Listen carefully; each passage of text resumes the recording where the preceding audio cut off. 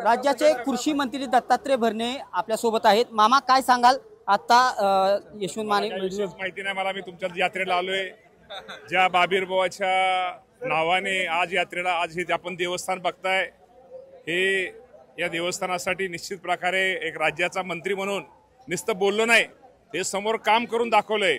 ह्या लोकांच्या ह्या लोकांनी मला खूप पाठिंबा, ह्या लोकांनी मला खूप मोठा सहकार्य मला या लोकांनी दिल्यामुळेच मी आज हे करू शकलेलो आहे। त्यामुळे खूप मोठी वास्तू देवाचा आज एवढं सभामंडप आणि आमच्या संगमनेरचे त्यामध्ये मला खूप मोठा त्यांचा आहे, संगमनेरच्या सगळ्या नातेवाईक पाहुण्या मंडळीचं मंडळ आहे। माझी एवढीच त्यांनी पण मदत या देवस्थानासाठी केलेली आहे आणि इथल्या ग्रामस्थांनी पण थोडी मदत ग्रामस्थांनी पण इथल्या सगळ्यांनी केलेली आहे। त्यामुळेच एक मोठं एक वेगळ्या प्रकारचं बाबीरबुवाचं खूप दिवस लोकांची मागणी होती की इथं एक चांगल्या प्रकारचं इथं सभा मंडप, एक चांगल्या प्रकारचं बाबीरबुवाचं नुसतं नाव घेऊन उपयोग नाही, तर बाबीरबुवाला काहीतरी आपण दिलं पाहिजे आणि बाबीरबुवाने आपल्यासाठी खूप काय दिलंय। हा बाबीरबुवाचं एक वैशिष्ट्य आहे की इथं बाबीरबुवाचं दर्शन घेतल्यानंतर बाबीरबुवा हा सर्वांना पावतो। बाबीरबुवा पुढे इच्छा जर व्यक्त केली तर इच्छा मला त्या सगळ्या पूर्ण होतात।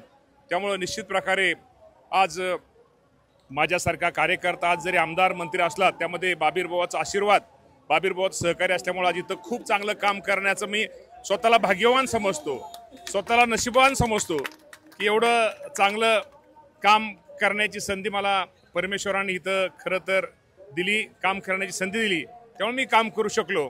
तर निश्चित प्रकारे याबद्दल सगळ्यांचे आभार। मी बाबीरबुवाचं दर्शन यात्रेप्रमाणे प्रत्येप्रमाणे बाबीरबुवाचं दर्शन घ्यायला आलेलो आहे, त्यामुळे मला कोण कुठं गेलं कोण मला काय माहिती नाही। आताच यशवंत माने माझ्या अंदर आम्ही ठाम प्रवेश करणार यशवंत माने तर त्यांचा विषय शेवटी लोकशाहीमध्ये प्रत्येकाला अधिकार, तुमच्यावरती जबाबदारी सोपवली होती, सोलापूर जिल्ह्यातले संपर्क मंत्री देखील मंत्री माझ्यावरती जबाबदारी सोपवली। याचा अर्थ मी फक्त लोकांचं म्हणणं ऐकाय गेलो। शेवटी प्रत्येक तालुक्यातलं वेगळे आमदार असल्यानंतर त्या तालुक्यातल्या बाकीच्यांना काम करायला थोडी संधी मिळत नाही, कदाचित त्यामुळं हे असेल। यशवंत माने म्हणतात की अजून आमच्याशी दादांनी बी संपर्क नाही केला, मामांनी बी संपर्क नाही केला।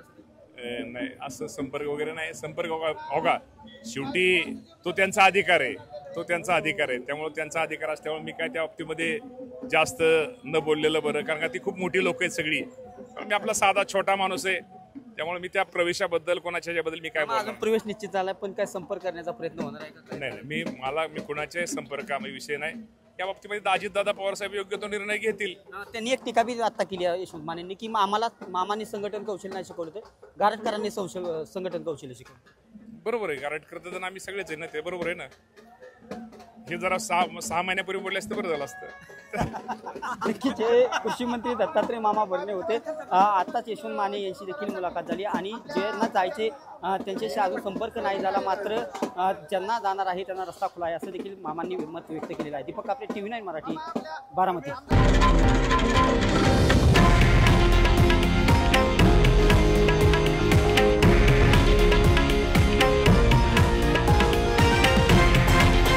हे आहे देशातील नंबर 1 न्यूज नेटवर्क आणि आपण पाहत आहात TV9 मराठी, एकमेव।